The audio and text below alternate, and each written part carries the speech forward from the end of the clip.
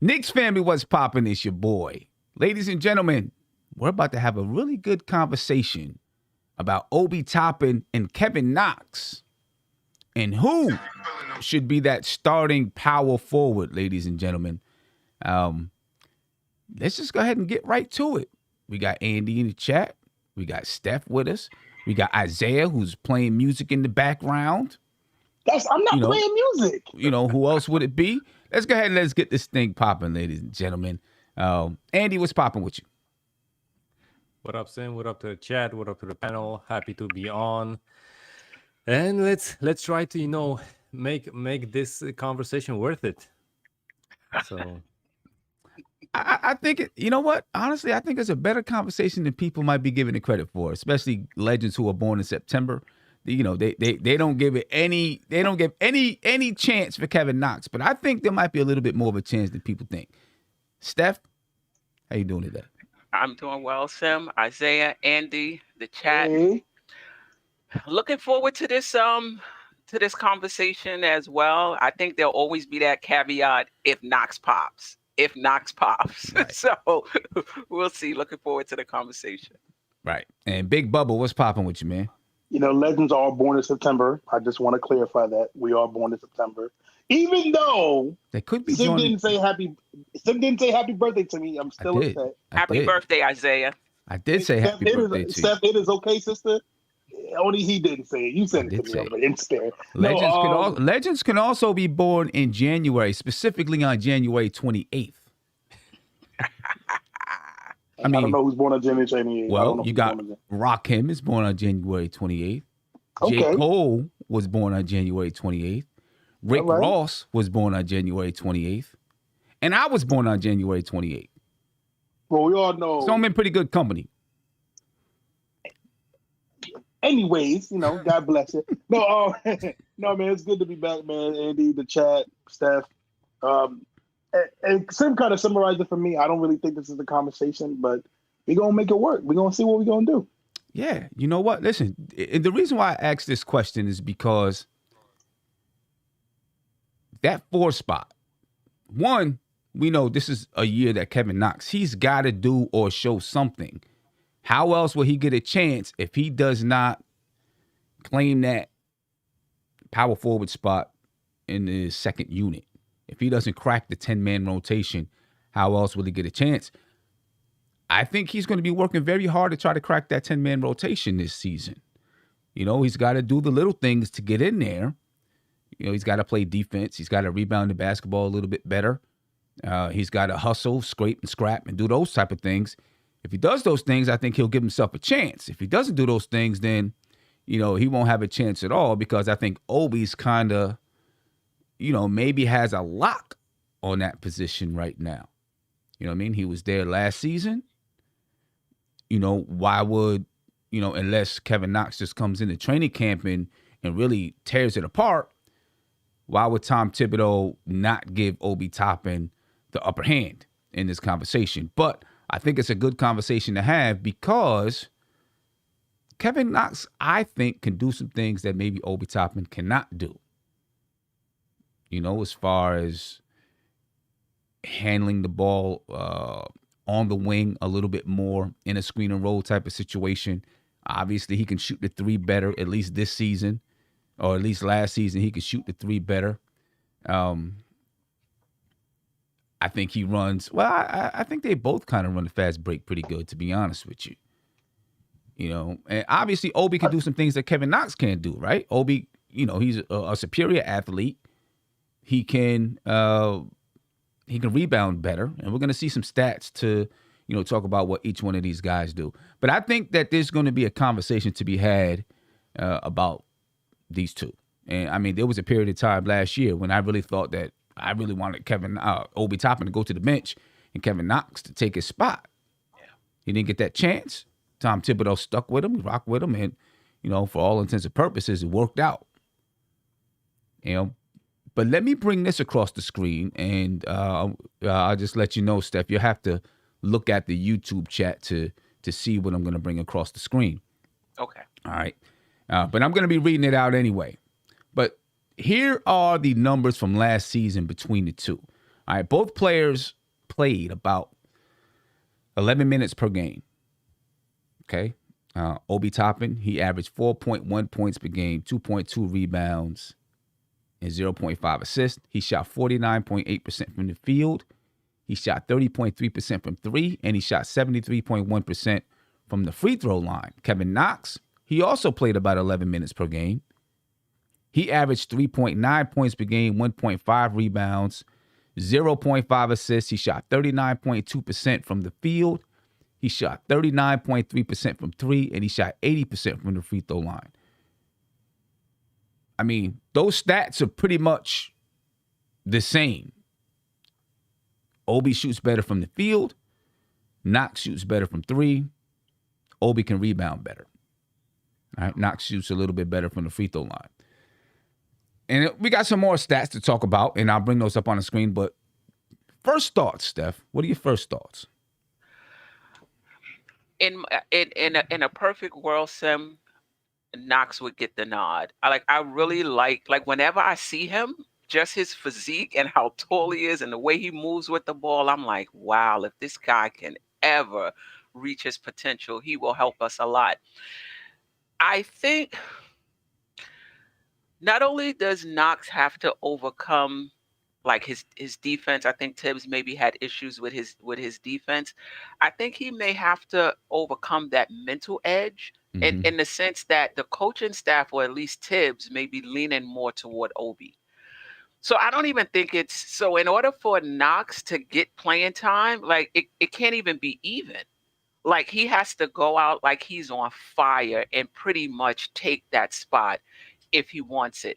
Now, I agree with you. I think Knox does more for us than Obi. I think with Obi, somebody has to basically feed him the ball. I don't really see him getting his own shot. I mean, you could say the same thing for Knox as well, but I do think Knox can put it on the floor. I think the coaching staff probably don't want him to do it, but I think he does have that ability to put the ball on the floor. I think he has the ability to dribble and bring the ball up the court.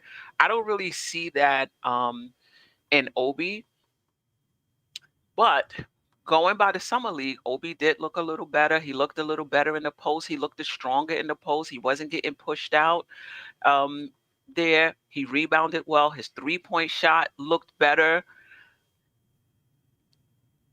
I'm not sure how much that's going to translate, though, during the regular season. I've seen Knox do it as a starter, albeit it was his freshman year, where he had somewhat of an impact on the game, even though it was a losing season. So I think it's close. If Knox balls out, I kind of think he would help us more, than Obi. Yeah, and that's a big if. That's a right, big if. Right. That's a big if. That's a big if. I think he would help us more because I think he's more versatile, but it's a big if. Now, if Obi Toppin, play the three too. He can play the three. He can go back and forth between the four and the three. Right. It's yet to be seen if Obi Toppin can go back and forth between the four and the three. Right now he's got the his size and his body seems to be in his game seems to be equipped. Really at that four, maybe small ball five in some situations. If Obi Toppin can really establish a post-up game, I think that's going to give him a significant edge. Well, let me not say just a post-up game. If he can, because he has somewhat of a post-up game. If he can shoot at 35, 36% from three, I think that gives him a significant edge over Knox because he can post up as well. We have yet to really see Kevin Knox play any type of post-up game. Andy, what are your thoughts? Well, listen, for me, the situation between these two guys is mostly clear at this point. I think Tibbs is gonna pick Obi. Why? Because last season, when basically the fans, me, you, everyone on the panel, and everyone in this chat was calling for Obi to be benched, Tibbs stuck with him and he ride it out. And like you said before, it panned out. The other opportunity Kevin Knox had was to show out in the summer league. and he didn't get the chance to play. No, we're not gonna, assume what happened then. They say it was the virus. Let's stick with that. With that news that we had, if it really was that, it's a tough break for him. But I think, listen, I think at this point his back is against the wall. This is his last chance. I don't think he's going to get any more chances if he's not going to be able to beat out Obi in the in the camp, or basically if he gets a chance in case someone gets injured. I think he's going to be the next scapegoat Frank type. So it's going to be a yet called a bad pick. People going to throw out names that were drafted behind Kevin Knox, and all those all-star players in a couple of years are going to become topics on Knicks fans channels and stuff like that, because we drafted Kevin Knox instead of other people from his draft class. Right. As you said, I think Obi has a way better post game. We rarely saw Kevin Knox throughout the 3 seasons in the post. Meanwhile, Obi, I'm not saying that he could create off of the post when he gets the ball and stuff like that, but he can at least get the ball and pass it out and at least try a spin move and try to get the dunk. And I think that's mostly important because of the offense that Tibbs tried to run last season, which was Julius basically in the post or around the free throw area. Meanwhile, Kevin Knox has, he's feeling more comfortable around the 3-point line and in the corners. So, Yeah. listen, if that might be a tough situation for Kevin. Like I said, I think Obi has definitely the edge as far as the fans see it, as far as Tibbs sees it. Is it that kind of a big edge that Kevin Knox can't do the leap to get this, the Obi's minutes? I think it's possible, but I think, Obi has to, have a bad game, minor injury or something like that, so Kevin can have that shot and try to, earn those minutes on the court. Yeah, I think it's going to come down to training camp. Really, that's where Tom Thibodeau is going to make his decision between these kind of guys, right? If Kevin Knox comes in and he's really balling out, he's doing a lot of those little things, he might get a chance. But I think, would really have to play exceptionally well in training camp and then in preseason ball to step over Obi Toppin. Isaiah, what are your thoughts? What do you think Kevin Knox has to do to prove to Tom Thibodeau that he belongs in that 10-man rotation? Yeah, I mean, I think it's everything you just said, Sim, when it comes to him doing the little things. Because, again, we know he can do a corner three. It's about, defensive rotations and picking up your man and, good screens and all those little things that don't show on the stat sheet for Kevin Knox when it comes to him. And then also, I think it has to be, like what Steph said, with his mental and everything. Like, he has to get past that. He's still in that stage of not getting past the mental game yet for him. And it's been killer, man. And, Andy made a point that, which I get both sides of what Andy's saying about, for example, like, there's going to be a lot of Knicks fans, like in probably 10 years or 5 years, is going to talk about the 2018 draft class and we're on the wrong side of history of that draft class. Because again, I mean, we see we all know the guys that are pushing the league forward in that class that are doing their thing. And then, we so unluckily picked one of the players that are not pushing the league forward in his draft class. But again, with Kevin Knox, for him to crack it, to even have a thought of cracking it during the preseason, during the training camp, he has to show those things off. He has to be one of the guys that gets there 2 hours early and is one of the last people in the gym. You have to show that extra effort. And he may be doing that. I won't assume that he's not doing that because we don't know. But he just has to do better than what he's been doing these last couple of years and focusing on those things. Because again, we talk about, Frank and them having these coaches and they haven't done anything. And again, this is what Knox's third or fourth coach, if I'm not mistaken. And he's still, and each year he's getting less and less and less minutes. So there must be something that he's not doing for him to be on the floor. Because again, to me, there's no excuse that, I'm not going to say it's embarrassing, but it's like, we're comparing Kevin Knox third year as a player to Obi Toppin's first year as a player as a stats. And then we also seen that Obi was trusted more because he got to play in the playoffs. I don't even think Kevin Knox played. If it was one of a blowout game. So again, it's just with Kevin Knox, man, he has to do the little things just to even get thought of to even get in this the 10-man rotation. Because listen, man, I'm kind of with Andy. I would say for here, because I know in the past I've said that I don't think Kevin Knox is an NBA player, which to me I still don't think he really is. I don't still think he's an NBA player, but to me this is his last year. This is his last year in New York. I think we can almost all agree that this is most likely his last year in New York if he doesn't prove something. And then if not, you might see him on a small market team where the expectations are not as high as it is right now for New York Knicks. So let's see.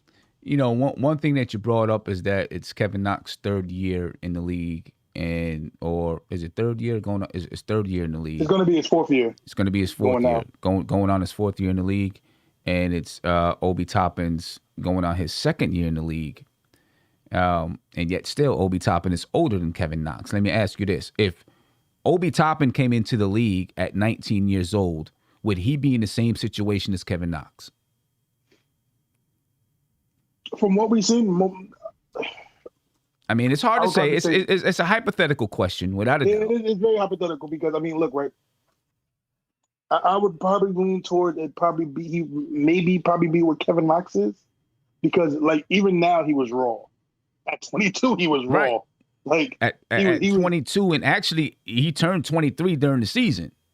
Yeah, he's 23 years old right now. Kevin Knox turned 22 a month ago. Yes. So, yes, would hypothetically, I could honestly see that. Yeah, I could definitely see that. But, I think it's getting tough. But see, the reason why I asked that question, right, is because, you say, 3 years in the league and he's averaging the same amount, as a rookie, but that rookie is also a year older than him, right? So while Obi Toppin received his development in college, at this point in their careers, Kevin Knox has received his development in a professional league, right? Yeah. And they ended up last year kind of basically doing the same. They ended off the season where Kevin Knox was playing more than Obi. In the beginning of this, they ended off the season where Obi was playing more than Kevin Knox. They began the season where Kevin Knox was playing more than Obi. But yet still, Obi Toppin is a full year older than Kevin Knox. In my opinion, I feel that Kevin Knox's style of play actually fits what Tom Thibodeau wants to do better than Obi Toppin. It's just, I don't know if Kevin Knox brings the intangibles that Tom Thibodeau wants on the basketball floor, where Obi Toppin has more energy when he's out there on the floor, right? You can see the energy in Obi Toppin when he's playing. You don't really see the energy in Kevin Knox when he's playing. And and like Steph and I were talking about the other day, is that because he's not giving the energy, or is that just the way that he looks? Most people are going to say he's not giving the energy. That's what people are going to say. Because I remember we had this. Oh my God, I remember me, you, Mark, and a couple other people had this conversation. I will always say this about Mark. Love Mark, full of energy. He has constantly always said about Kevin Knox that the motor's not there, right? That he just doesn't look engaged. It is sometimes, and I would have to agree with Mark on that, because there's been times where you just see the energy. You could just see the energy of Kevin Knox, and it's just not there. He's not fully engaged sometimes, and it hurts him because, again, right? We all know that this league is just a constant motion, a constant spinning wheel of players coming in, players coming out. And, Gilmore always says stuff like, this is a killer league. This league is full of killers. Mm-hmm. And you have to be a killer to be in this league. There's 450 spots. It's 450 spots. Mind you, there's maybe 10 to 15 maybe Hall of Fame super level star players. And then you got, the role players, you got the starters, then you got your role players, and you got the end of the bench mob. And right now, and those guys always a constant rotation. And when you play in this league, man, you gotta be tough, and you gotta keep getting better. We can't just keep waiting on Kevin Knox to hopefully. Because the one thing I've said about the thing is, you say they're not waiting on Kevin Knox. You know what I'm saying? Obviously, he didn't play last year. They're not waiting on Kevin Knox. Steph? Got yourself muted, Steph. I also wonder how much of this is due to his maturity, that he's still growing. I mean, everybody is different. Everybody is on the same timeline. He's 19 years old. He played in college 1 year. And for some guys, that's enough. They still come into the NBA and they do relatively well their rookie year. My concern is Obi had 3 years. Was it 3 years of college? 4 years. Well, actually, yeah, it was 3 years. 1 year was a redshirt year, so I don't know how much he really played that season, but yeah. And if you remember what I've always said, Obi, 3 years of playing, and he came in raw, in my opinion, like with the developmental trajectory. No, he was raw. He was raw. Of a 19-year-old at 22. So to me, that's alarming. For somebody that's 22 years old. It's not that alarming for somebody that's 19, that their development may be a little slower. But for somebody 22, Knox played better than Obi that first year. Now, again, it wasn't on a great team. I just wonder if Knox is going to get a fair shot. How much? Yeah, go ahead. No, but so I was going to say to kind of not counter what you're saying, but so. We talk about the fair shot, but the way this team is formed now, can we afford to give them a fair shot? Can we afford it? No. What I mean from a political perspective, meaning from, is the best player going to get the time, or is it going to be that he was drafted by Leon Rose, so we have to give him time? Like, is the best guy going to get time? Yeah, and Isaiah, I would say. This is a year that you can, and not even talking about Kevin Knox, but let's say that we had drafted a Jaden McDaniels or something like that, a guy that needs to develop, right? And I'm talking about 2 years ago or whatever, But for example, a young guy like that is a project and needs to develop. This actually is a year that you can do it because you have a lot of depth on this team. So this is a year that you could say, let's put this guy in a couple minutes and see what he can do. Right. But so the counter that though, we could finally all agree we have more talent on the roster. My thing is that the East has gotten better, man. The East has gotten better, and I can say that it's not going to be easy to get a 4th seed this year. And I'm not saying it was easy last year because we all know the growing pains we had to do to get the 4th seed last year. I'm saying that the East right now is pretty much. I can almost say that the East and the West have finally met as being a competitive level on both sides. Where each night, man, we did a preview of the schedule and we thought we was going to start off slow. Me, you, and Mark, we had a projection of us starting off slow, and with Kevin Knox, I'm just saying I don't know if we can afford to. I'm not saying Kevin Knox is going to be the reason we lose a game. I'm not going to say that. I won't be the one he's a scapegoat. You know what I'm saying? I'm not going to do that. I won't say he's going to be the reason to lose game, but I'm just saying. Well, let me ask you this, because I know what you're trying to say. Let me ask you this, right? I know what you're trying to say. I know what you're trying to say, okay? I get what you're trying to say. Legends in September sometimes have a hard time spitting out what they're trying to say.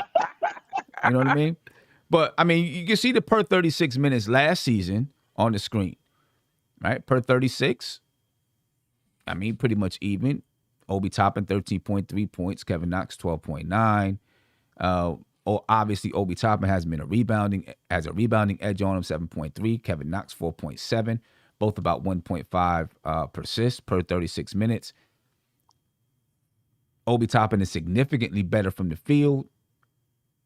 Well, Kevin Knox is better from the 3-point line. But is Obi Toppin that much better than Kevin Knox, where you can say we're taking this big chance by putting Kevin Knox in the game? Because I don't think so.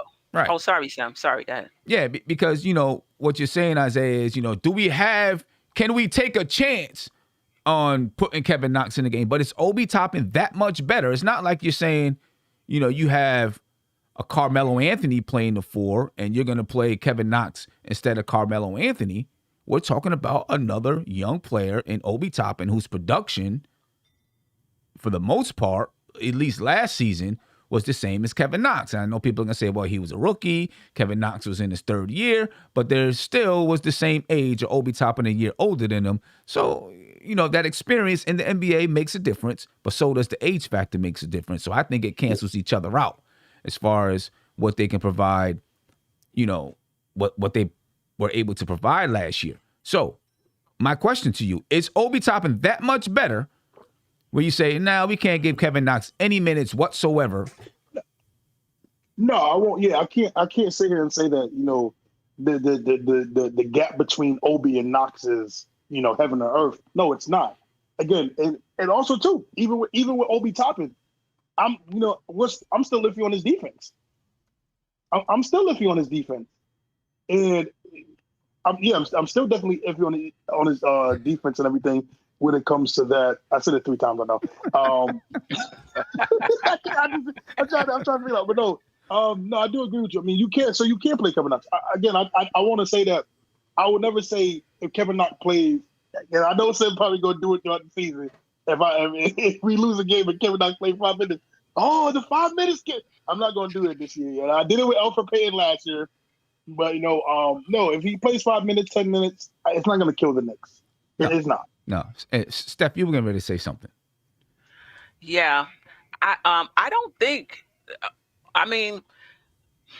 how much did Obi earn his minutes last year, and how much was it just about his draft position? Obi looked terrible last year. There was well, I shouldn't say terrible. He didn't look great, and there was a point in the season where, in my opinion, he was unplayable, but yet he still got minutes. People are so high on Obi. He averaged 5 points, I think, and 4 rebounds a game for the season. I think it was even less than that. And in the playoffs, he brought it up to 5 and 4. And a half. So, and a half. Okay. So Obi didn't earn those minutes last year. He was gifted those minutes. And I think that if it was just based on how you play, I'm not sure how many minutes Obi would have gotten last season. And I just want to say one thing about motor. When I look at Durant doesn't look to me like he's playing with his hair on fire. The reason why we know Durant is because of the results, not because of how he looks running up and down the court. He hits his shots. At the end of the day, he had 30 points. He had 8 rebounds. He had 4 assists. It's because of the results. If you look at him during the game, he's so smooth. He looks like he's just jogging up and down the court. To me, that's Knox. The reason why Knox looks terrible because he doesn't even have any results, either.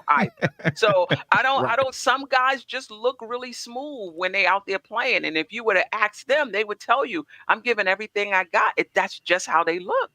Well, hold on, and I know you. I know, Steph, you're not comparing. I know you're not comparing Kevin Durant to Kevin Knox. I know that. Said it. She just said it. However, I said she just said it. She said his results are terrible. She just said it. But go ahead. No. I would say that is that the difference between. See, again, this is more expectoration with Kevin Knox, because with Kevin Durant, though, I mean, he's a killer.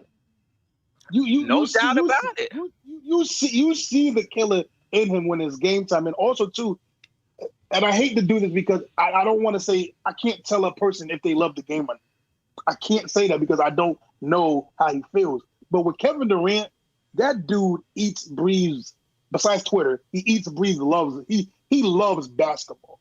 He loves How do you know? How do you know? When's the last time you had that conversation with Kevin Durant? Oh, I talked to him yesterday, actually. I talked to him yesterday.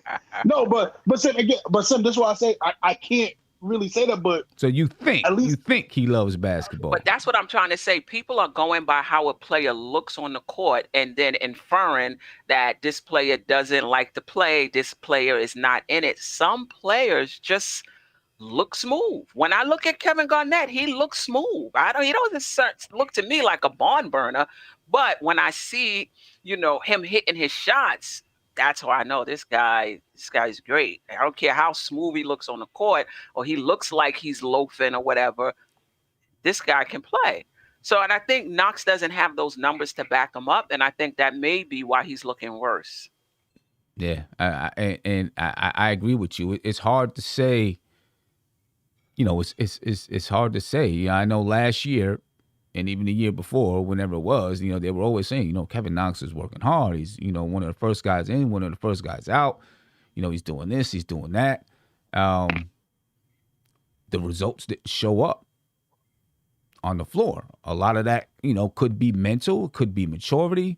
But this is the year, the maturity factor, I don't think for this season plays any significance in it anymore, in my opinion, right? I mean, I know someone can be 22 years old and still kind of immature, but in NBA years now, that maturity, we're not expecting him to be a full-grown man, but at least his maturity in his approach to the basketball game, I think should be there. I know a couple of years ago, I'm like, the kid has to mature. He has to mature. I don't think I can say that this year because he should have matured a little bit. His game should have matured a little bit. His basketball intelligence, I think, should have matured a little bit. And I think this has to be the year to show it. And we'll see what his approach is like. But to back you up, Steph, with what you're saying about the production, when we look at the on-court, off-court numbers for both of these players, in the blue is Obi Toppin, the orange is Kevin Knox. Okay, so on the court, the New York Knicks offensive rating when Obi Toppin is on the court is 113.2. That's the Knicks offensive rating when he's on the court. When he's off the court, the team's offensive rating is 111.5. All right. Now, for the opponents, when Obi Toppin is on the court, the opponent's offensive rating is 110.4. And when he's off the court, the opponent's offensive rating is 109. So, they're slightly better. The opposing team is slightly better offensively when Obi Toppin is off the court. Not that much. Overall, Obi's differential overall is a plus 0.3. Okay, which is okay. It's a plus 0.3. Now with Kevin Knox, the team's offensive rating when Kevin Knox is on the floor is a 105.6. All right, that's the team's offensive rating. When he's off the floor, the team's offensive rating, the New York Knicks offensive rating is 112.8. That's a big differential, meaning that the team is playing better offensively when Kevin Knox is not on the floor. And then the opponent's offensive rating when Kevin Knox is on the floor is 108.5. And when he's off the floor, the opponent's offensive rating is 109.4. Okay, so when he's not on the floor, the team's offensive rating is slightly better. All right, and Kevin Knox's overall differential is a negative 6.3, meaning that overall, when Kevin Knox is on the floor, teams are winning against the Knicks. When Obi Toppin is on the floor, the Knicks are winning against other teams based on their overall differentials. Okay? Steph, why do you think that is? What is it that Obi Toppin is doing? And a lot of this stuff can be broken down to lineups, saying, hey, you're with this lineup, that player. But what is it that Obi Toppin brings to the team that Kevin Knox does not bring to the team that leads to him to have a better overall differential? That's a very good question. And they're just taking in account the offensive side of the ball, correct? Well, kind of the offensive side and defensive side, because, I guess the opponent's offensive rating ends up being your defensive rating when that player is on or off the court. So, for example, when Obi Toppin is on the court, the Knicks' defensive rating is 110.4, but their offensive rating is 113.2. When Obi Toppin is off the floor, the team's offensive rating is 111.5. Their defensive rating is 109. I mean, I can speak to the defense. Offensively, I didn't think Obi gave us a lot offensively. At least from Knox, we got the corner three. But defensively, it could very well be the rotations. Knox, not, hitting all of the rotations. But I don't think Obi was stellar either. But I think Obi's issues was more on the ball, like on the ball defense. That's the only thing I could think of, and I'm surprised that actually it's that big a difference between the two of them. Yeah, and really it comes down to the scoring, because when Kevin Knox is on the floor,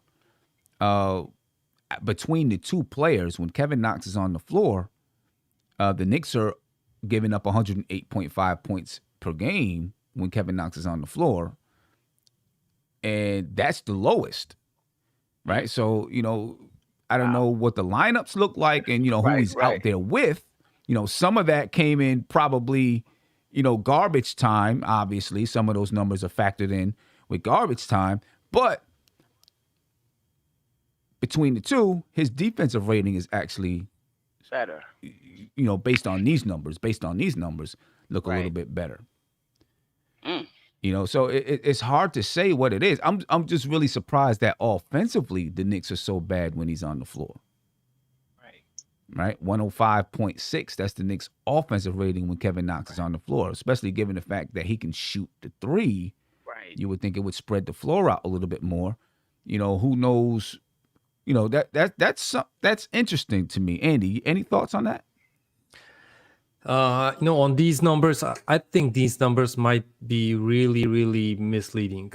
1-4 is because we're comparing two guys, and we got to remember that, you play basketball with five guys. So the people you have around you play, hell of a difference. And I think, both of these guys mainly played, at least Kevin Knox played garbage minutes. So, if it was a blowout, I think, it might have been easier to score. But if it was a really bad game, even in garbage time, you get whooped.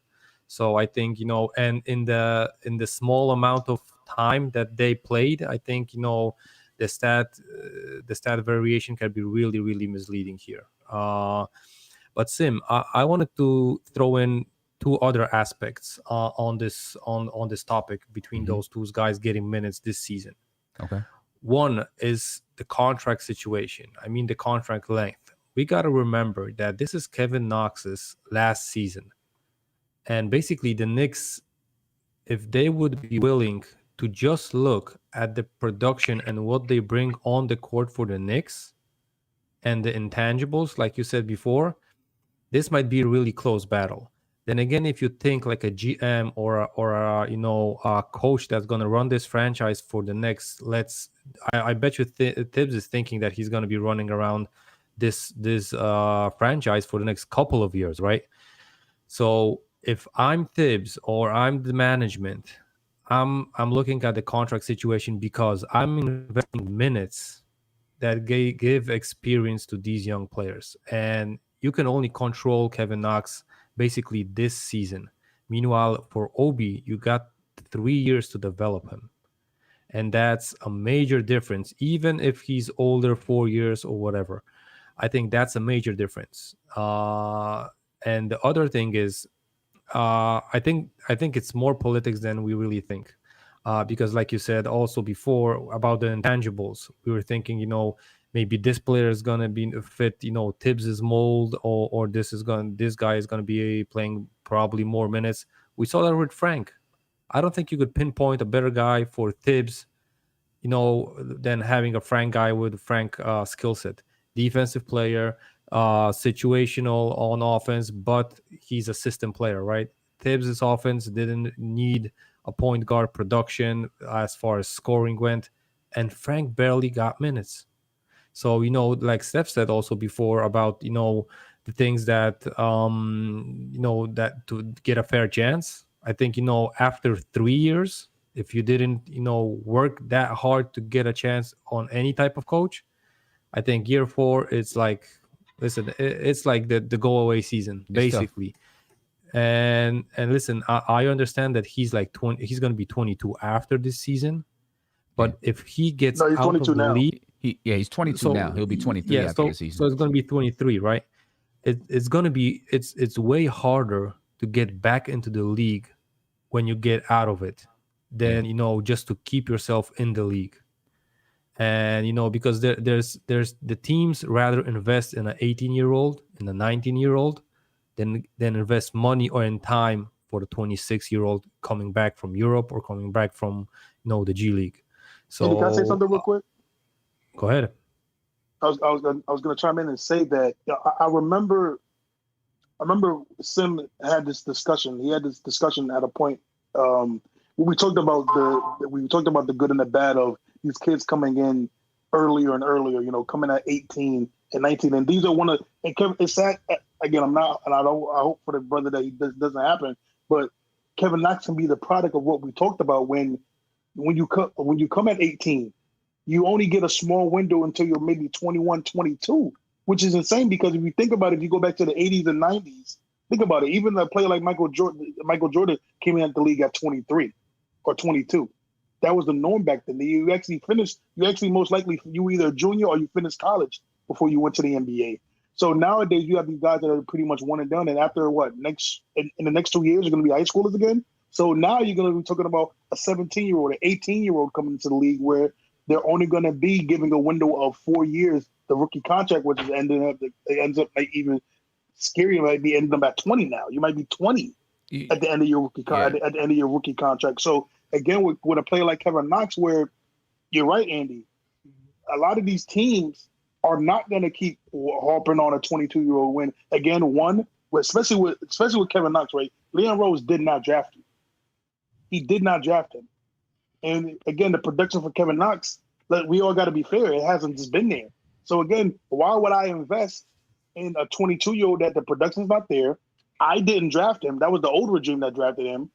And he hasn't given me when I have an 18-year-old, possibly 17-year-old that's coming in, that's going to be cheaper, that's going to maybe that can actually show that I like, that I actually handpicked, versus the kid that hasn't given me anything and he's 22 and then he's going to ask for more money. Yeah.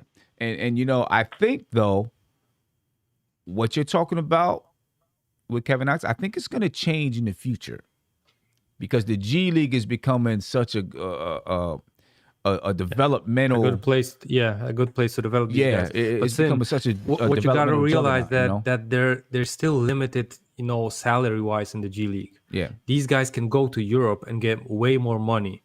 But I don't think Europe teams are going to be willing to invest in 22, 23-year-olds. They rather, look at the guy that got out of the NBA at 26, 27, and they just coming up to their prime. And, European teams only look for certain skill sets here. So it's like you got to be like, scoring wise, you got to be like a spark plug, right?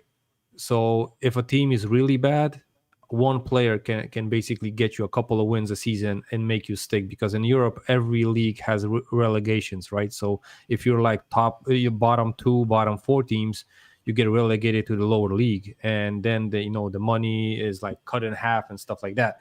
So I think they're going to be looking only for star players here in Europe, that players that can become stars, on their teams. But going back to the to the 2023 draft, which is going to be the high school draft, right? I think this might be a really bad move because the NBA teams are going to only be looking for really superstar potential guys, and the rest of the players that are going to be picked, the second rounders probably not going to get they're going to be in the training camp, but after that they might not be on the roster. So it might be the NBA thinking that is a good move, but I think for these young guys, I rather see them staying and picking up the basketball fundamentals, at least some, system basketball up in the NCAA, than going straight up after high school to the NBA. Guys like LeBron, like Cade Cunningham, they're gonna pan out still, right? But those second string, third string guys on the high school teams, I don't think they're gonna make any way to the NBA and getting into rotations unless it's really lock and out. Well, you know what's gonna happen. You know what's gonna happen. Hold up, hold up. See, I agree with you. I would like to see young guys, go ahead and play a little bit in college so that you can pick up those fundamentals. And I think one day it's going to rotate back around to that because, people are going to, realize how these guys are coming into the league or coming into the G League. The only way it doesn't come back around to that is if players just decide I'm going to the G League and I can get my development in the G League, and then G League programs become a little bit more like college programs where they're really, really, it's like super heavy on very strict developmental processes. What I was going to say in response to what Isaiah was, was saying about, the way that, players even coming in at 19 have this 3 or 4 year window. I think teams, the way that they look at players is going to change a little bit. The more that they use the G League, I think they're going to start looking at these players more as developmental projects and throw them in the G League, let them play for a few years, 3-4 years, and they say, okay, we're going to bring you in at 23 and see if you can produce. And then they might still give them some time at 23 to be with the team. So I think the landscape is going to change. You're live. What's popping? Hey, some panel. How you guys doing today? Pretty good. How about you, my man? Pretty good. Just giving you a call. Everybody in the panel, what's up, guys? I was just giving you a quick call in regards to the Knox Obi conversation. Mm-hmm. I believe that Kevin Knox, it seems like we could definitely say that he was given a raw deal. And only reason why I would say that is first year he was given the keys to be able to show what he can do. They gave him all the opportunity in the world to show that he's going to be a valuable pick. The problem was that they weren't structuring him right, and they weren't putting him in a position where you can see his growth.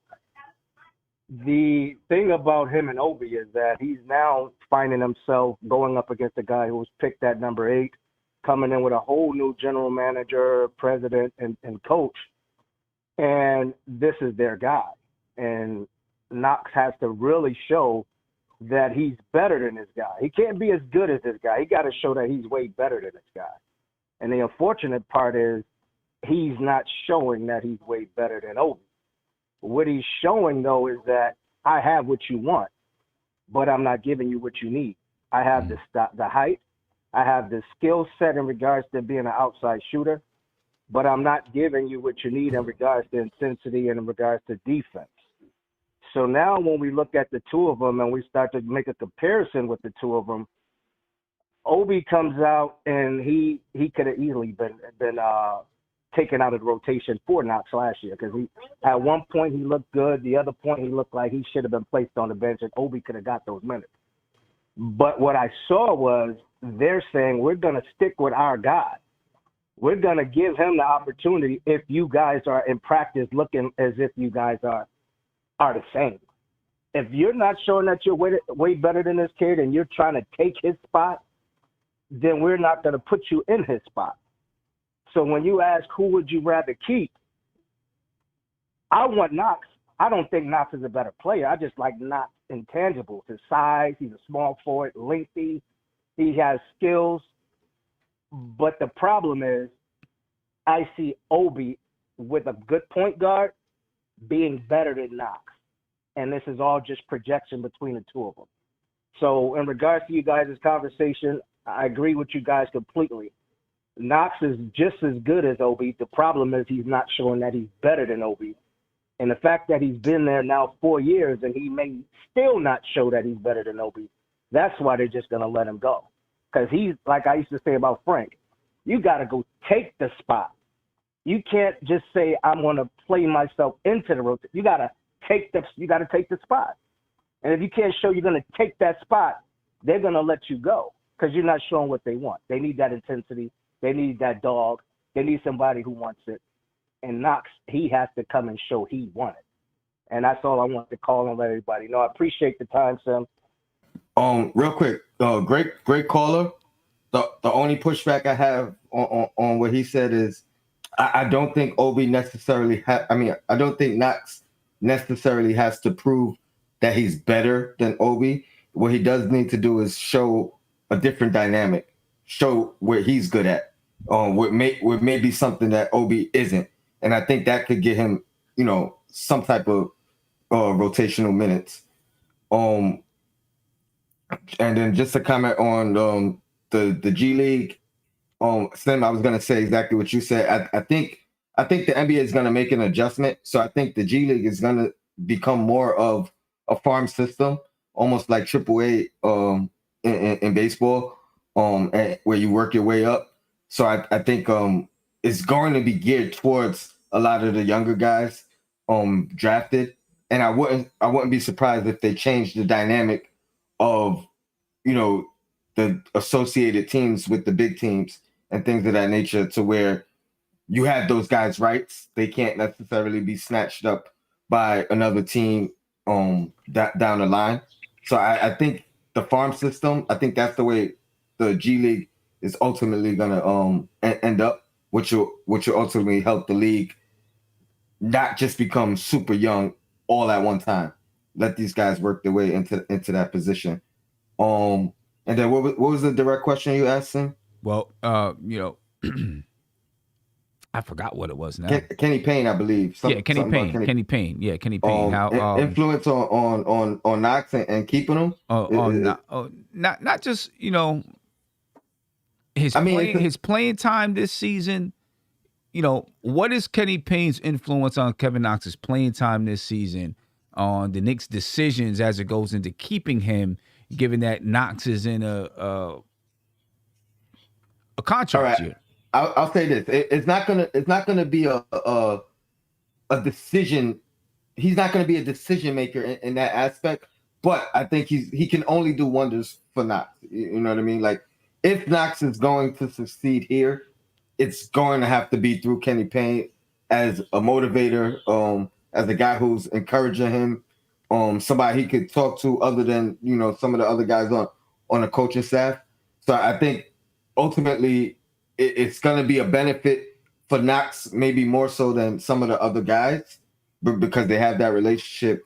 But it's ultimately it's up to Knox. He's going to be the deciding factor, the determining factor of whether they decide to keep him and where his game develops to. But I'm not giving up on this guy. I did have a question. Those numbers you brought up, the plus minuses, the offensive defense, is that career for Knox and career for Obi, or is that just last year? That's just last year. I could only do last year because Obi was a rookie last year, so everything was based on last year. And I kind of thought that if you do it for their career, Kevin Knox's first year, you kind of got to throw that out the window. Totally different coaching staff. The team wasn't as good, so he's obviously not getting 28 minutes a game. And then the season before, same thing, different coaching staff. How about I'll say this then, even with those numbers being based off of last year alone, and then you look at the stat lines, Obi wasn't that far ahead of Knox. No, you know what I mean? With far more opportunity. And again, this is no knock at Obi. This is no praise at Knox. This is just the eye test. Me recalling what I saw. Knox wasn't that disappointing in the sense of comparing the two, and Obi wasn't that overwhelming. Like he didn't have me like singing his praises. You know what I mean? So I think it's a good matchup. For these two guys. I think Obi may have a slight advantage because he was drafted by this regime, like I believe Isaiah said. But I think Knox has the opportunity to outshine him, to outproduce him. It's going to be an uphill battle though, because how does it look if Obi, if Obi falls in the rotation, right, and Knox rises, but if the stats and the production shows it and warrants it, I think there's no hesitation. Obi will have to fall down in the ladder, and Knox will have to move up. Yeah, but Tony, I just wanted to say, so Tony, my thing with Kevin Knox though, right? This is probably one of my biggest issues that since 2018. No, let me say that since Summer League, we have been asking for Kevin Knox to show something more, to get better, to show something more than what he's been giving us.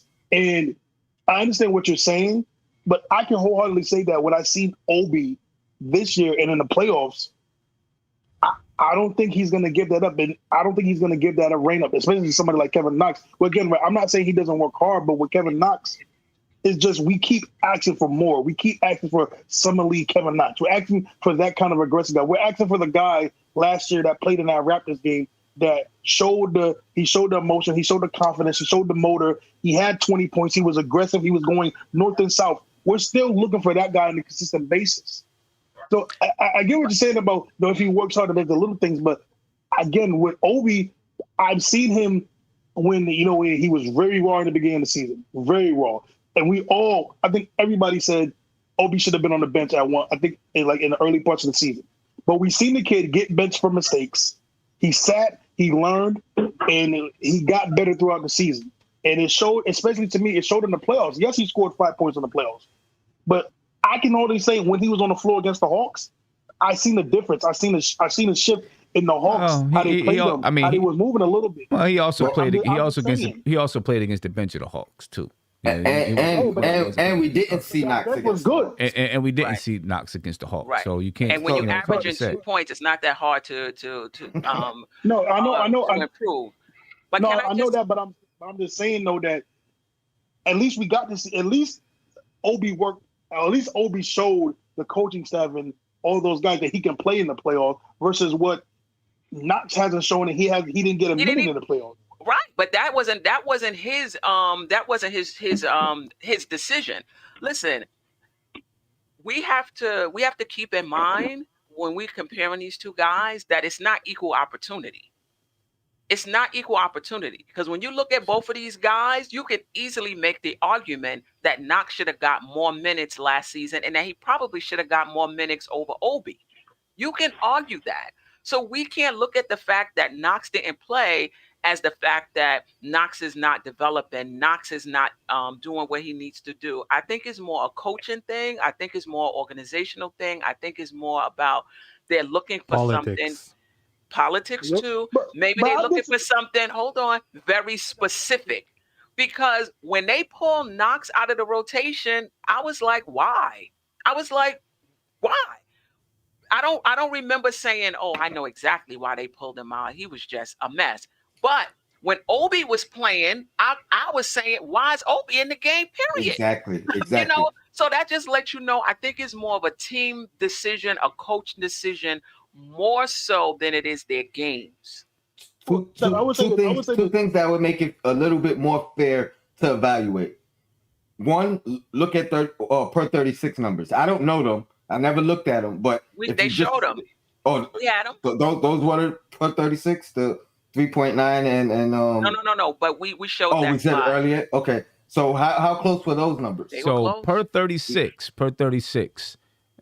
Obi Toppin 13.3 points per game, Kevin Knox 12.9, Obi Toppin 7.3 rebounds, Kevin Knox 4.7. Both had 1.5 assists, and then Obi Toppin shot almost 50% from the field. He shot 30.6% from three, 73.1% from the free throw line, and Kevin Knox shot 39.2% from the field, 39.3% from three, and 80% from the free throw line. Those are your per 36 numbers. And then, like what Steph was saying, Obi never got pulled from the rotation. You know what I mean? He should have. So that's where you know it's kind of misleading because he wasn't held with the same accountability that Knox was. But Tony, and we're only talking last year. We're not talking. Yeah, but Tony, right. Yeah, but here's one of my biggest things though with this, right? And I get what Steph is saying about were there politics? Yes, I think we can all clear as day say there were politics because again, Leon Rose wanted Obi. He literally, it was clear. His son is his agent, for God's sakes. He wanted Obi Toppin. But my whole thing is, I get that the politics, but listen, sometimes forget the politics, forget all this stuff. If you can ball, you're gonna play. I don't want to hear that. No, that's what politics is. That's what politics is. No, hold on. Listen. If you're that good, means you gotta. If you're good, you gotta be more than good.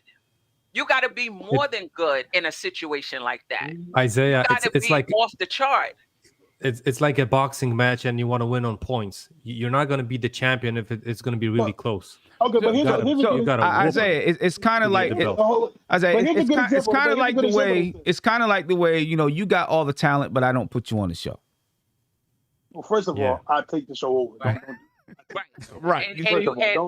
And because you're not on the show, you can't say, "Oh, he's just not a good panelist." Sim is not letting you on. First of all, Sim lets me on that. First of all, let's clear. No, I'm just using that as an example. Clear something up. I'm Michael Jackson and y'all the Jackson 5, okay? and somebody gonna be LaToya Jackson now. No, but so okay. So tell me this, right? Tell me this, and maybe this might be out of context, but for example, right? Frank Ntilikina, we're doing the Frank thing. Frank Ntilikina was literally Leon Rose's agent. But guess who played more? Leon Rose is Frank's agent. Well, he was. Leon Rose was Frank. Yeah. And at one time, so that means they're good. They were, I won't say friends, but they had a working relationship. Amir Quickly, who is a controversial. Hold up, but wait a minute. At one time, he was agent. You don't know, and I'm not saying there was politics involved, but you don't know if Leon Rose was mad that he fired him. Yeah, true. So I wouldn't use that example. Okay, but my biggest thing is that I just don't believe that Kevin Knox showed anything more than what Ricky Obi did for him to play. And again, to me, that's what people are saying. Kevin Knox has to really show a lot more than Obi to get that spot. That's what everyone is saying because of the fact that Obi was drafted by Leon Rose with the 8th pick. It's like, I got to make sure that the guy that I drafted gets his chance. So in order for Kevin Knox to beat out Obi Toppin, he has to be really, really, really good. He has to be significantly better than Obi Toppin. I think that's what people are saying. He's got to be significantly better. So my thing is, why are we not saying this about RJ? Because Leon Rose didn't draft RJ. With RJ and who? Because RJ's production is there. Yeah, RJ's production is there. So who? But that's the point we're trying to say. But that he would have to be way above Knox above Obi in order to get playing time. Right. Listen, and the chat may be a little confused too, because when you say politics, people think it's something shiesty. I think Sim explained it the best. Rose drafted Obi, and he's going to give him every opportunity to succeed. He did not draft Knox. So if it's close, I'm going to give the edge to the guy that I drafted because I want to see him succeed because that looks good for me. Right. So right. And I could see Tibbs. Tibbs probably this must have came from upstairs because I can't see Tibbs saying, Obi gives me the best chance to win when there was a stretch of 8, 7, 6 games when he looked like he didn't even know what was going on. Right. Andy, I'm going to get to you. Let me get to this phone call here. Caller, you live. What's popping? Yo, what's popping? What's going on with you, man? What's your thoughts? Yo, this is Ja from Brooklyn. So I've been waiting for this conversation. I was watching the games all last season, and I agree with what the sister was saying. I know it was politics from the time that I saw Obi Toppin getting all those minutes and Kevin Knox getting minutes. It is clear to my eyes, at least to my eyes, that Obi Toppin is not as good as Kevin Knox, at least at this point, especially for the role that they wanted. As far as having a player come in and be able to knock down shots and space the floor, Obi Toppin was not the dude. He was not the dude, and Kevin Knox was damn near shooting 40%, and he was sitting on the bench. So right away, I already put that together. And the sister Steph is 100% right, her and Sim, as far as Leon Rose, he's protecting his investment. He's protecting his job. And this is just how it goes. This is how the business goes. You know, he's going to play his guys. He's going to play Obi Toppin. And I'm from Brooklyn. I love Obi. I want him to succeed. Well, hello? Yeah, we here. Yeah, we here. Okay. So, I think one point that is being missing, one point that's really being missing throughout this conversation, and that's why I called in, is we really need to look at the roles that these players play and how they fit into our team going forward. Mm-hmm. And I think that plays a major role in who at least theoretically should stay. Because when I look at Obi Toppin and I look at Julius Randle, the time that he signed for and his improvement and his trajectory going forward, I really don't see Obi Toppin being able to start on this team in the next 3 to 4 years. And if they bring Julius back after that, when is Obi Toppin going to start? So we're talking about basically Obi Toppin really being a backup player, investing in a backup player, or we're talking about trying to transition him to the 3, which I definitely don't think he can play. I don't think he can play the 3. And to me, that's the dilemma here with this conversation, because Kevin Knox can play the 3. They drafted him actually to play the 3. Mm-hmm. They drafted him to play the 3. He can take a rebound, bring the ball up the floor, and initiate the offense. And we all know that. And I think as far as Isaiah is concerned, I mean, I don't know. I'm listening to Isaiah, and I gather he didn't want Kevin Knox from the beginning. He probably wanted the brother that went over there to the is he in with the Suns? The brother that that video. Actually, I was sitting next to Isaiah during that draft, and he was cheering when the Knicks drafted Kevin Knox. Stop. Okay. No. Well, you know what? That's that. You know what? Well, you know what? I'm wrong on that. But let me say it. Sim be lying, Colin. Don't listen to Sim. Huh? I'm telling you the truth, bro. No. I mean, well, look, it just to me, just hearing him, it just seems like he's on the outs. He's done. He's had nothing positive to say about Kevin Knox as far as his game. And to me, how easily we forget, because I don't think he was feeling that way the night Kevin Knox dropped 30 on Milwaukee against a Greek Freak. I'm sure you thought we had ourselves an investment then. And I'm sure everybody was looking at him and said, look, we just saw potential. We saw a potential from a 19-year-old.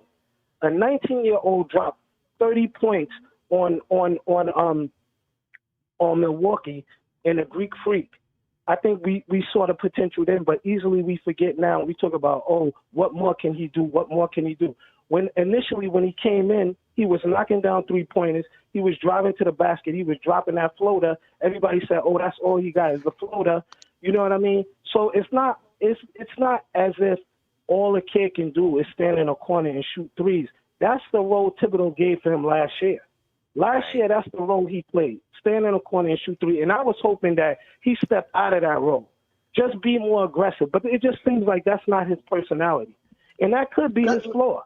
His personality could just be his flaw. He's just too passive to some degree, too nonchalant to some degree. And I think he needs to be more aggressive. Even if the coach is telling him to play a role, he has to look at where he's at this point in his career. He has to show what he has. Yeah. When he's on the floor, he has to somehow step outside of that role of just being that 3-point shooter, even if that's what Tibbs went. And he has to do more, because I know he can, because we've seen it. You know what I mean? Well, brother, can I say something, brother, to you? Can I say something to you? Sure. So here's my thing, right? And again, I'm not anti-Knox. I'm really, really not. Listen, the summer league in the rookie year, I had high hopes for Kevin Knox, but Right. I think there's a lot of things that we're not putting into context. Right? Like, I get that everybody's saying that 40% thing from Kevin Knox. We gotta put more context into that 40%. We really do with the corner shots. Because when is he doing? I mean, this? Hold on. What's the context? Give us the context. Give us the context, because in the context he did a lot of this stuff in garbage time. Wait a minute. Hold up now. Hold up now. Hold up. Wait a minute. How many attempts did he do this? Hold up. In the beginning of the season, he was hitting it at 40% while he was getting meaningful minutes. Regular minutes, yeah. That's the beginning of the season. Right, yeah. How many? That's when he got garbage time. That's when he got his attempts. Right. That's when he got his attempts. That's when I mean, even if you go back to college, that has always been one of his pros. So I mean, he's always been a good 3-point shooter. But that's always been his strength.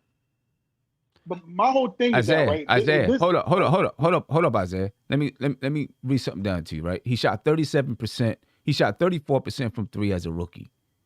Shot 33% from three in 2019-20.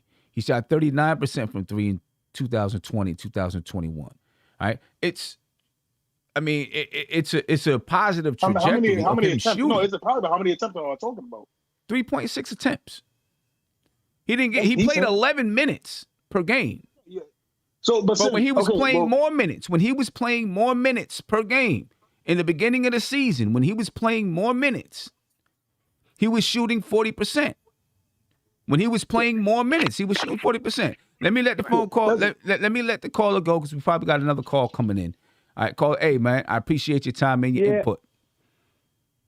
Yeah, definitely, yo. I'll definitely call back. No doubt. But I appreciate you guys' time. I appreciate you. No, I appreciate you. Listen, you got to also, if you want to take away from his 40%, you're not taking away from Obi's 50% field goal percentage, and he right at the basket. Right. And played the same amount of minutes. That he didn't deserve. We can all say Obi did not even deserve the minutes he got.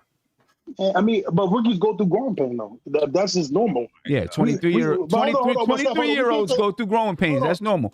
Hold on. We can't. We can't. He had 3 years. He had 3 years of college.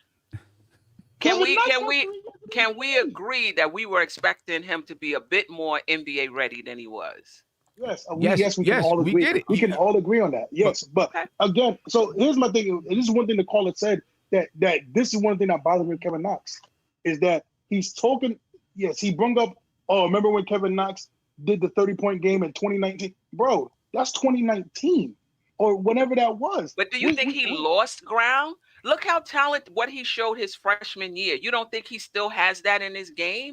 I think, like the caller said, he was limited to those corner shots. Look at his game as a rookie. You know, he had Steph, that in his game to bring the ball up the court. But Steph, we got to put context into that rookie season. That rookie season with Kevin Knox, we all know that was a mess with David Fisdale. But the skill was the skill, though. The skill. I think if you want to say he went, hold on, because David Fisdale gave him the ball and said, "Do whatever you want." But listen, basically. I get it. You acting like your skill is your skill. His rookie year. Your skill is your skill. If you can bring the ball up the court, you can bring the ball up the court. If you can shoot, you can shoot. Right? So people do say that, oh, his game is just in the corner. His game is just in the corner. That's what they limited to him to, just in the corner. He probably could do a little more. But Steph, again, this is my biggest issue with Kevin Knox, and when people talk about him, is that we're still hoping, we're still wishing, we still want him to do this, we still want him to be the player he was in Summer League, the day he scored 30 on the 76ers, or the day he did this. Steph, again, I said this earlier in the beginning. This is a make or miss league. This is a league full of dogs. We get out of there. You can't. Obi had no dog. The only reason Obi got the minutes he got was because they wanted to give him every opportunity to be successful. There's nothing, and I was very disappointed in Obi. Like, to me, you could have got that from a 19-year-old. We expecting you to come in double, at least close to it, as an NBA ready player. So people giving Obi all of these props as if he was the number 15th pick. He was number 8. He was the most NBA ready player in that draft. That's what they said. That's what they said. and he wasn't even close. We are evaluating him based on a rookie status when I think we should be evaluating him that he should have showed a bit more. So in my opinion, Obi is not where he should be. But Kevin Knox is where he's supposed to be. Listen, I hate to do this, and I hate to do this because even Andy said it. But we got to call a spade a spade. In the 2018 draft class, these dudes right now, these dudes are getting $100 million, $200 million contract, $90 million contract. They're getting extensions. We're hoping this brother can stay in the league. And he was.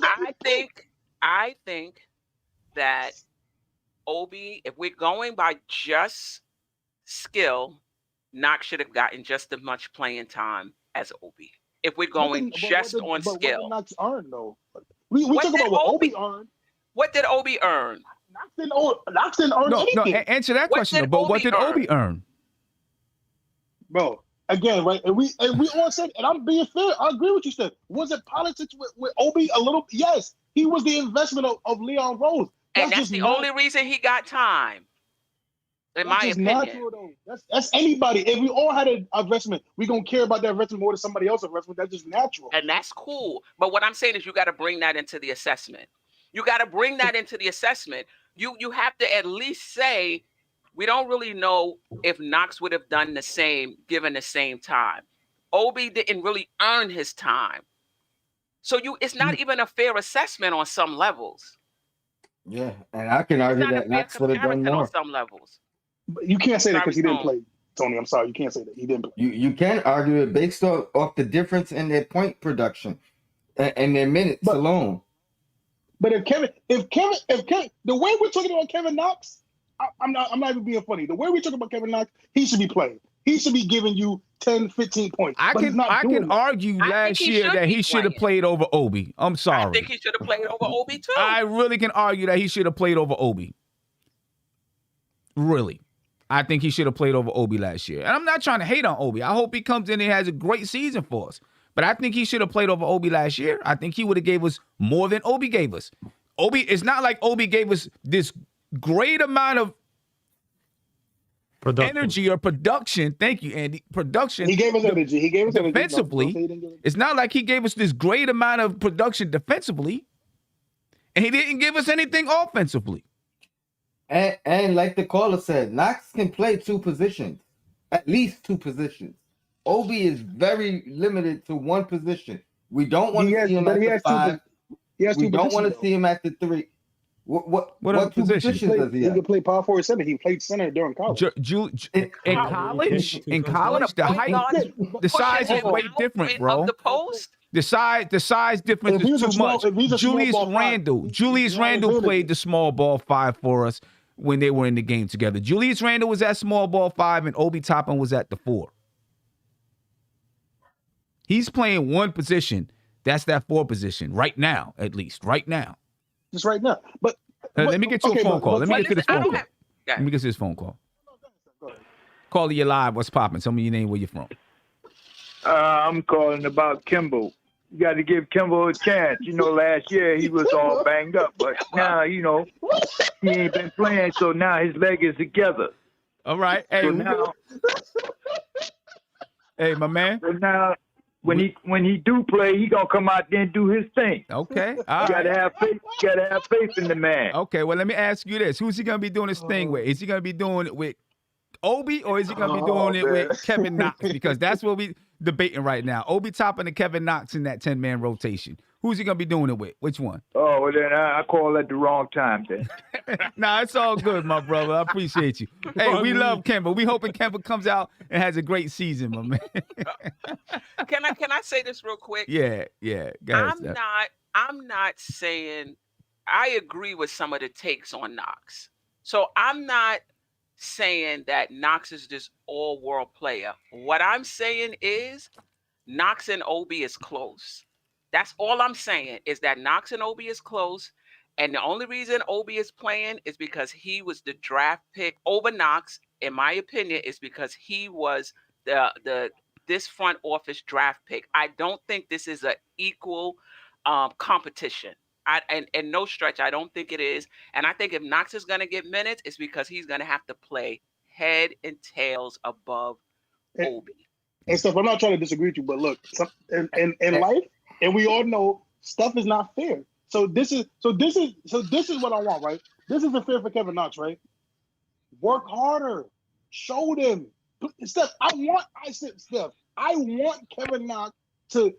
I wish we were talking about Kevin Knox getting that $200 million extension right now. I wish we were talking. I wish he was one of the best. But he's not that, and that's totally fine. But let's not act like he's that much work. That Obi is that much better than. But Steph, the only thing with Kevin Knox right now is the same. There's a very high chance that this could be Kevin Knox's last NBA chance.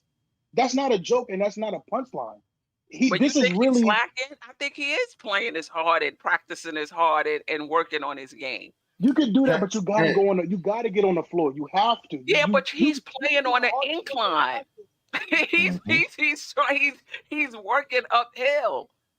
Not only the fact that Rose drafted him, but you got to take in the fact the draft position, because if he was the 15th pick in this past draft, I think Obi would have had more of a fair chance to compete with him.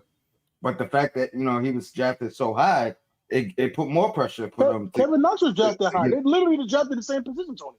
The same pick? By different regimes, though. So Isaiah, you think if Knox was given the same amount of minutes Obi was given last year, he would not have done? He would have been worse because Obi wasn't great. It may have been the same. Who knows? It may have been the same. Because again, Kevin Knox can't play defense. Besides the corner shot, he wasn't that good. The floater left him. He wasn't going north and south like he should be doing, which he's pretty good at doing.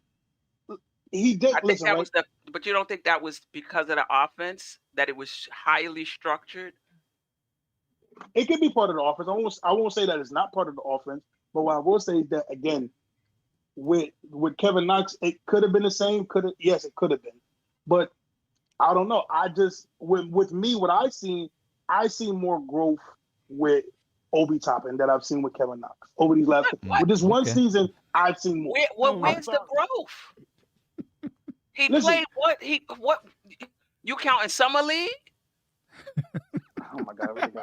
Don't talk about summer league again. I'm just saying, are you counting some what growth? Yeah, people are getting their mind blown over this 5 points in the playoffs when the team wasn't even keying on that. I don't get it. But anyway, go ahead, Andy.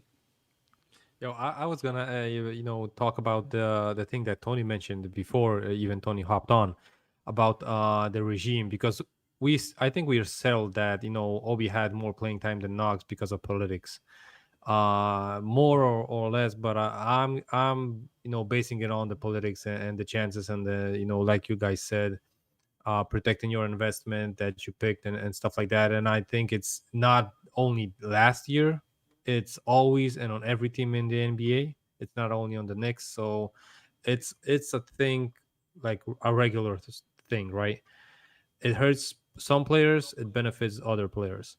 But just to go back to this year's picks, which is Grimes and McBride, I think these guys are really safe because they were really lower picks. So if they don't pan out, there's nobody's gonna blow a whistle on Leon Rose that he picked a bad guy, unless 38 pick is gonna be an MVP like Joker did, right? So all of the GMs that picked before are gonna look stupid, but that's gonna be in definitely several years ahead, right? But I think Grimes, even if they don't get playing time this season, they're still gonna have chances in the future. And more chances probably than Knox, and even maybe than Obi. Yeah, no doubt about it. I want to get to a super chat real quick. Thank you to Donald Cannon. He said he gave a shout out to you, Andy, for changing that. Yeah, I saw. For changing that picture in the background. Not only him, saying Kerry Cox also mentioned the poster. I think I need to print these posters. Guillermo's gonna sell them for me. And I do want to let everybody know, if you want to write for MBK. Previously, we put out, for those who want to be content creators, we had a lot of great submissions. And, you'll be seeing some of those people coming to you soon. You'll be seeing them joining our panel and things like that. But if you want to write articles, please click this link here and send in your information, because we're looking for some people to write articles for the website. So go ahead and do that for me right now, ladies and gentlemen. I'm going to get this last call in, and then I'll give everybody a chance to get, 30 seconds, their last words, and then I'm going to get on up out of here. All right, caller, you're live. Tell me your name, where you're from. James Harris Jr. I'm a truck driver. I'm on the road here in New Mexico. I'm originally from Brooklyn, New York. All right. Appreciate you, man. Please be safe out there. Tell us what you think, man. Please don't drive and do this at the same time. No. I'm taking my 10-hour break. Okay. I know better than that. Okay. Listen, Kevin Knox came in at a bad time. What I'm saying, he came in with the other regime, and he's probably just not going to get the opportunity because they've been talking about trading him anyway. So it's really a toss-up. But the bottom line is, I do agree with the panel. Obi Toppin is going to have more opportunities than Kevin Knox because of the situation. Right. And that's what Kevin Knox, like we're saying, Kevin Knox really has to, he's gonna have to play miles ahead of Obi Toppin in order to play. Right. And that's where that summer league really would have helped him, I think. They talk about that he doesn't have he doesn't have a lot of energy, and that's the problem, I think. Yeah. They talk about that all the time. And he's gonna look. You got training camp, and you got preseason games. For Kevin Knox, for any player that's on the team, for Kevin Knox, I think this is going to be the most important time for Kevin Knox. He missed summer league, training camp, preseason games. This is where he's going to have to prove his worth to the coaching staff, and he's going to have to come out and do it in a big way. You know what I mean? Right. Yeah. I think it's more important to him, this training camp and preseason, than anybody else on the team. We'll see. Hey, my man. Oh, go ahead. They should have G League last year. Say that again. Oh, you said he should have been in the G League. Yeah. They should have sent him to the G League last year. I believe he should have played over Obi, but if they wanted to send him to the G League to play during this, then I could see where he could have used some time there to just they just could have stay been in on shape. both rosters where he played on the G League and then he been on the team still. Right. But they did that with other guys in the past. Yeah. But anyway, y'all have a blessed day, and y'all be safe. You too, my brother. Appreciate you. Be safe out there. All right. Thank you. And just for the record, last season, Kevin Knox, at least in one game, he scored 19 points. One time he scored 13. He scored 16. The most Obi ever scored in a game was 12. We'll see if he can eclipse that this year. So, are you really comparing a rookie? I don't want to hear anything about a 23-year-old rookie, because that's like saying Luka Vildoza and Kevin Knox, or Luka Vildoza and somebody else. He's 23 years old. I don't want to hear anything about, are you really comparing a rookie, a 23-year-old rookie? He was 23 years old. Kevin Knox was 21 all of last season. He turned 20. He turned 22 in August. He was 21 all of last season, and Obi Toppin was 23 halfway through the season. Yes, I am comparing them. So let me say this. That's like you're saying, because I'm younger, I'm at a job, and you're older, and you should automatically do better at the job than me because you're older. That's what you just said. If I'm at a job and someone's been there, somebody has been, had a lot of experience in that area, and even though they just get there, they may be able to do the job better than me. As a matter of fact, I would think that they could do the job better than me. Listen. No. Don't do that. Don't do that to an argument. Listen to what I'm saying. Yeah, no, but he came in with more college experience than Knox. Older. But Steph, hold on. Yes, he's in college. Yes. But guess who was in the NBA? Kevin Knox. he has more NBA experience. We get it. And there are some things. Than Obi. And, But hold and up. had he played, he would have did better than Obi. In And my there are opinion. some things. That's a There's fact that Kevin Knox was a starter in this league. Isaiah. Had he played, he would have did better, in my opinion. There are some things that your body, it doesn't matter if you're 19, your body needs time to develop certain things. Size. Hold up. Wait a minute. Size, strength, speed. Your body sometimes needs time to develop those things. This is the reason why. Wait. The reason, exactly. And this is the reason why I'm talking about 23 and 21. Because those 2 years means a lot. Why do you think when you get at certain levels of basketball, they say 16 and under, 17 and under, 18 and under, right? Because the strength and speed at a different age makes a difference. At some point, you have to stop. But when someone is 21 and someone is 23 and they're equal in strength and speed, I mean, you have to look and say, well, this guy's 23, this guy's 21. Sim, can I say something? Those two guys are basically equal players right now. One is 2 years above, one is 2 years older than the other. I know one's been in the NBA, one's been in college, right? But I mean, if you look at if you look at two players and they're equal, which one has a higher ceiling right now? Who has the higher ceiling? Who has the higher ceiling? Who has the higher ceiling? Obi has a person. Obi has a which one? He has the higher ceiling? No, you usually go with the younger guy who has the more ceiling because he has the most room for and a growth. better skill set. Yeah, who has Is it really a better skill set, Steph? Is it really a better skill set? Yes. What can Obi do? Much better skill set than Obi. Obi can dunk the ball and hit the and hit the three. Like what can he do? The dunking thing. He can dunk. He probably does better.